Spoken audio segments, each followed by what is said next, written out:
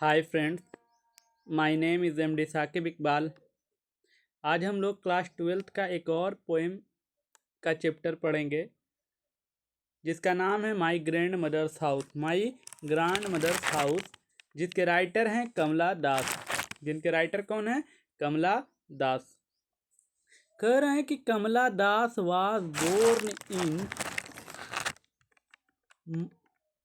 March 31, 1934। कमला दास का जन्म 31 मार्च 1934 को हुआ। ये पोएट, कवि थी एंड शॉर्ट स्टोरी राइटर और छोटे छोटे कहानियों के लेखक थी। शॉर्ट स्टोरी राइटर का मतलब होता है लघु कथा लेखक, यानी छोटे छोटे कहानियों को लिखने वाली थी। Has earned A respectable place has earned A respectable place in both English and Malayalam literature. अंग्रेजी और मलयालम साहित्य में, अंग्रेजी और मलयालम साहित्य दोनों में इन्हें एक सम्मानजनक रिस्पेक्टेबल प्लेस, सम्मानजनक स्थान अर्नड किया था, कमाया था, अर्जित किया था। हर ऑटोबायोग्राफी, इनकी जो आत्मकथा है, आत्मकथा हम लोग समझते हैं, ऑटोबायोग्राफी हम लोग समझते हैं कि अपनी ज़िंदगी के ऊपर लिखी गई चीज़ों को हम ऑटोबायोग्राफी कहते हैं, आत्मकथा कहते हैं। तो इनकी जो आत्मकथा थी, ऑटोबायोग्राफी थी, पब्लिश्ड, प्रकाशित हुई इन 1976, 1976 में। इनकी आत्मकथा 1976 में प्रकाशित हुई। क्रिएटेड क्वीट ए स्टायर, जिन्होंने काफ़ी हलचल मचा दी थी। यानी कि जब इन्होंने 1976 में अपनी आत्मकथा को प्रकाशित किया तो ये मार्केट में जब आई ना तो पूरा हलचल मचा दी। इन 1984, 1984 में she was shortlisted for the Nobel prize for literature. कह रहे हैं कि 1984 ईस्वी में इन्हें शॉर्ट लिस्टेड किया गया। शॉर्ट लिस्टेड का मतलब छांटा गया, यानी कि जिन जिन लोगों को नोबेल प्राइज़ दिया जाना था, जिन जिन लोगों को नहीं बल्कि इनमें से किन को मिलेगा। तो यानी कहने का अर्थ है कि 5-6 लोगों का नाम शॉर्ट लिस्टेड किया गया था कि इनमें से किन्हीं एक को देना है। तो जब नाम को शॉर्ट लिस्टेड किया गया था ना, तो उस शॉर्ट लिस्टेड में इनका भी नाम था, नोबेल प्राइज़ फॉर लिटरेचर, यानी कि साहित्य में जो नोबेल प्राइज़ मिलना था उसमें इनका भी नाम था। Her important volumes of verse in English, अंग्रेजी में इनकी जो है ना बहुत ही महत्वपूर्ण कविताएं हैं, उन संग्रह है, जिनमें समर इन कोलकाता 1963, 1963 में पब्लिश्ड हुई। साइरन्स 1964, 1964 में पब्लिश्ड हुई। द डिस्केंडेंट्स 1976, 1977 में पब्लिश्ड हुई। The old play house, the old play house and other poems 1973 में पब्लिश्ड हुई। द एनामेटल पोएम्स 1985 में पब्लिश्ड हुई। Only sun knows how to sing 1996 में पब्लिश्ड हुई। एंड यस अल्लाह 2001 में पब्लिश्ड हुई, या कहीं कहीं पर ये या अल्लाह के नाम से आता है। Kamala Das poetry is primarily autobiographical and her theme is love for a lonely heart. इस लाइन को आप अच्छे से समझिएगा, इस लाइन को आप अच्छे से समझिएगा। कह रहे हैं कि कमला दास की जो कविताएं होती थी ना, वो मुख्यतः आत्म कथात्मक होती थी, ऑटोबायोग्राफिकल होती थी, यानी कि जीवन पर, जीवन से जुड़ी चीज़ों पर, जीवन में हुई घटनाओं पर आधारित होती थी। एंड हर थीम, और उसका जो थीम होता था, उसकी जो विषय होती थी, वो प्यार होता था। इज लव, प्यार, वो भी कैसा प्यार? Of A lonely heart. कैसा प्यार?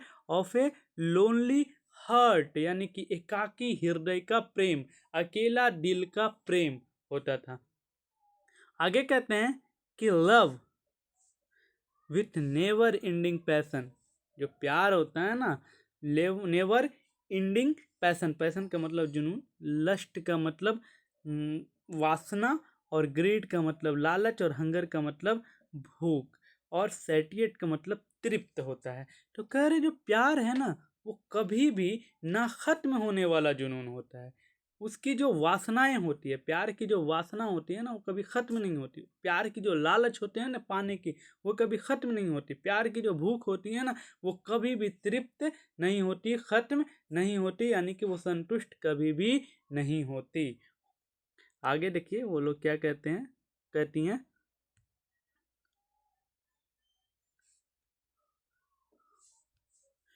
आगे देखते हैं कि she is known for sexual adventure in her writing. कह रहे हैं कि इनकी लेखों में, ये जो लिखती थी ना, इनके जो लेख होते थे ना वो सेक्सुअल एडवेंचर्स यानी कि सेक्स रोमांच के लिए ये जानी जाती थी। सेक्स से रिलेटेड एडवेंचर्स के लिए ये जानी जाती थी।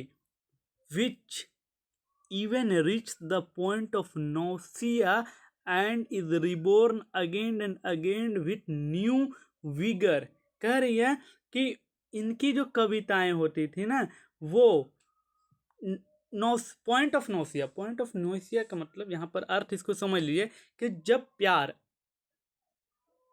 अपने उरूज पर पहुंच जाए, अपनी ऊंचाई पर पहुंच जाए, है ना, तो वही कह रही है कि इनकी जो कविताएं होती थी और उनमें जो प्यार और वासनाओं की चीज़ें जो होती थी, तो कह रही हैं कि जब इनकी सेक्स और वासनाएं जब आगे और उस मुकाम तक, उस हद तक पहुंच जाती, तो ये ऐसा लगता कि मानो अब ये खत्म हो जाएगी, लेकिन ये रिबोर्न दोबारा से जन्म लेती है, एंड अगेन एंड अगेन, और दोबारा से जन्म लेती है विथ न्यू विगर, नए ऊर्जा के साथ। यानी कि ऐसा फील होता है ना कि अब ये प्यार खत्म होने को है, अब ये वासनाएं, अब ये लालच खत्म होने को है, अब इससे आगे मुझे नहीं बढ़ना है, लेकिन एक समय के साथ, एक वक्त के साथ फिर से ये नए ऊर्जा के साथ हमारे दिलो दिमाग में क्या होती है, जन्म लेती हैं।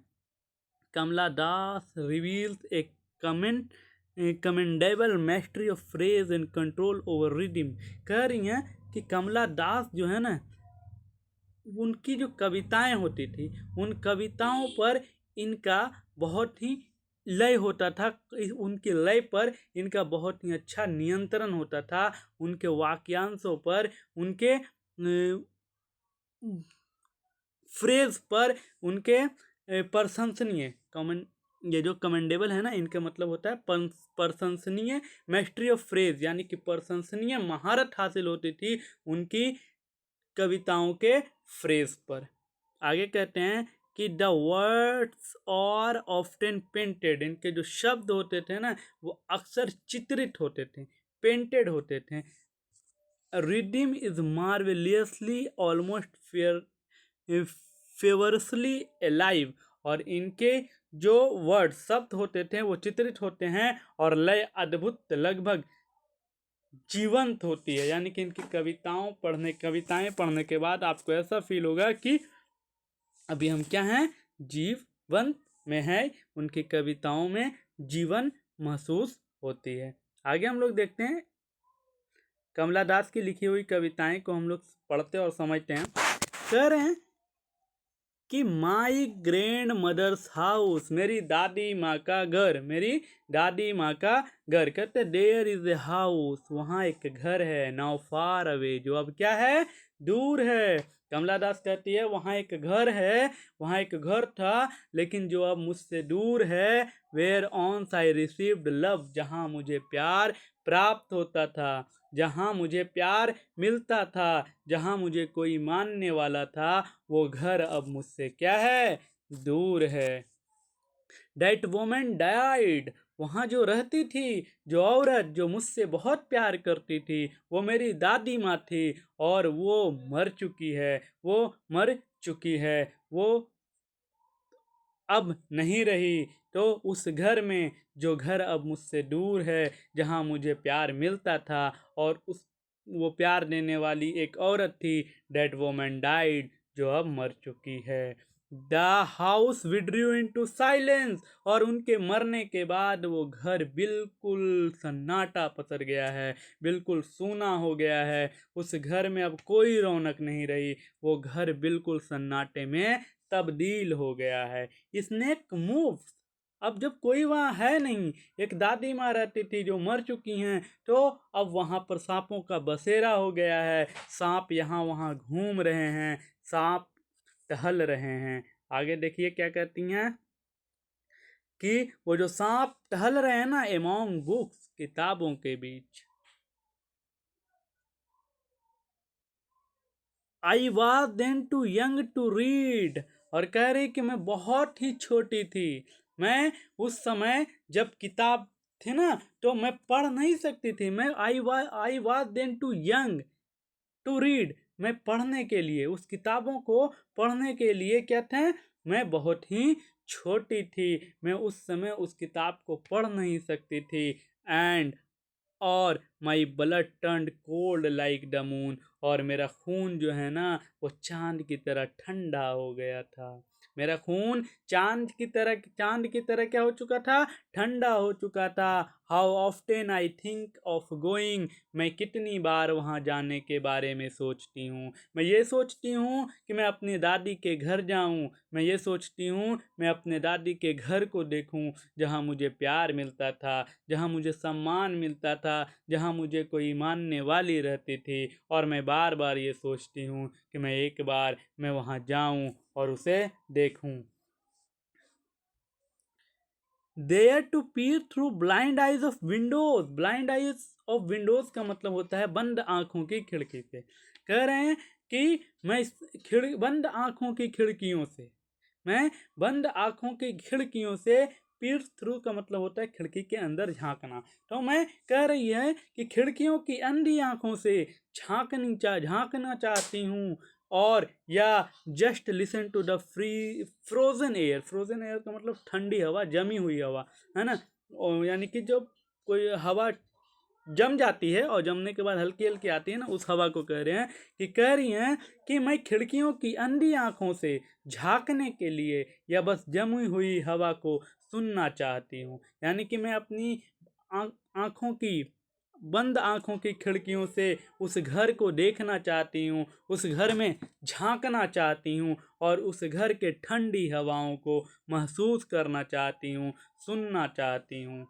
और या इन वाइल्ड डिस्पेयर, या उस जंगली निराशा में, या उस जंगली, क्योंकि अब वो जंगल हो चुके हैं, उस घर में सांप टहल रहे हैं और दादी है नहीं तो घर वो अकेला है, तो उस जंगली निराशा में पिक एन आर्मफुल, आर्मफुल का मतलब होता है दोनों हाथ को फैलाकर बाहों में, दोनों हाथों को फैलाकर कह रहे हैं कि pick an armful of darkness to bring it here to lie behind my bedroom's door like a brooding dog. देखो इस लाइन को समझो, कह रहा है कि pick an arm full of darkness to bring, या यहाँ ध्यान से समझिएगा, कह रहे कि हम अपने दोनों हाथों को फैलाकर वहाँ के अंधेरे को, यानी कि अपने दादी माँ के डार्कनेस को लाना चाहते हैं, है ना। क्या करना चाहते हैं, लाना चाहते हैं, यानी अंधेरे को एक हाथ से उठाकर यहाँ लाना चाहते हैं। To here to lie behind my bedroom door, और अपने बेडरूम के दरवाजे के पीछे छोड़ना चाहते हैं, रखना चाहते हैं।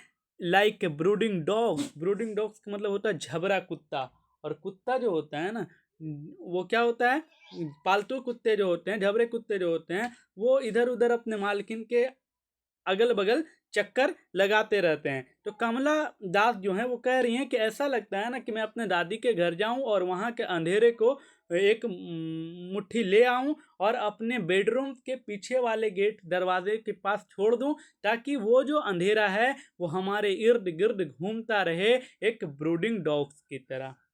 आगे कह रही हैं, you can not believe darling, अपने हस्बैंड को कह रही हैं, अपने पति देव को कह रही हैं कि you can not believe darling, तुम विश्वास नहीं कर सकते प्रिय, can you, that I lived in such a house. तुम बिल्कुल भी विश्वास नहीं कर सकते प्रिय कि मैं एक ऐसे घर में रहती थी। मैं एक ऐसे घर में रहती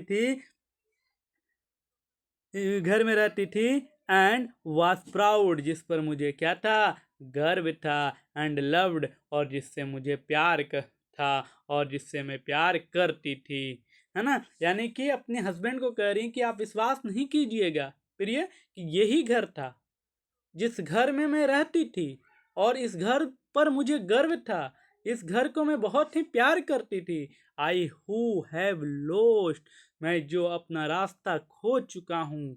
आई हु हैव लोस्ट माई वे, मैं जो अपना रास्ता खो चुकी हूँ। कहने का अर्थ है कि राइटर की दादी वहाँ रहती थी, तो राइटर की दादी डेथ कर गई, कमला दास की दादी डेथ कर गई, तो अब वो जाए किसके पास। तो वही कह रही हैं कि मैं हु हैव लोस्ट, खो चुकी हूँ, माई वे, अपने रास्ते को, and beg now at strangers door, और अब अजनबियों के दरवाजे पर, और अब अजनबियों, स्ट्रेंजर्स का मतलब अजनबी, अजनबियों के डोर्स, दरवाजे पर, टू रिसीव लव, प्यार पाना चाहती हूँ, at least in small change, कम से कम थोड़े बदलाव के लिए, कम से कम थोड़े समय के लिए। अब इसको फील कीजिए, अब इसको समझिए। ये अपने पति देव से कह रही हैं कि मुझे जहाँ प्यार मिलता था ना, मैं तो उस घर को छोड़ चुकी हूँ। उस घर में एक दादी रहती थी जो मर चुकी हैं, है ना। तो अब मैं दूसरों के घर आई हूँ, दूसरे यानी अपने पतिदेव के घर, अपने सास के घर, और उस घर में मैं प्यार पाना चाहती हूँ अजनबियों के दरवाजे पर, क्योंकि वो अजनबी होते हैं। धीरे धीरे रिलेशन बनता है और एक दूसरे को अच्छे से जानने पहचानने लगते हैं। तो कह रहे कि मैं अजनबियों के दरवाजे पर आकर प्यार पानी चाहती हूँ। अरे कम से कम हर समय के लिए प्यार न मिले, लेकिन थोड़े समय के लिए ही मिले, बदलाव के लिए मिले, ताकि मैं बदल सकूं। तो कहने का अर्थ है कि इन पूरे पोएम में कमला दास अपनी दादी के घर के बारे में बताती हैं, अपने दादी के बारे में बताती हैं, और उम्मीद है कि आप लोगों को ये पोएम समझ में आया होगा। और हमें ज़रूर आप बताएं कमेंट करके कि ये पोएम आपको कैसा लगा, आपको समझ आया या नहीं आया। जिस तरह आपका रिस्पॉन्स रहेगा उसी तरह हम और भी आगे वीडियो बनाते रहेंगे। और आपका इस वीडियो को देखने के लिए बहुत बहुत थैंक यू।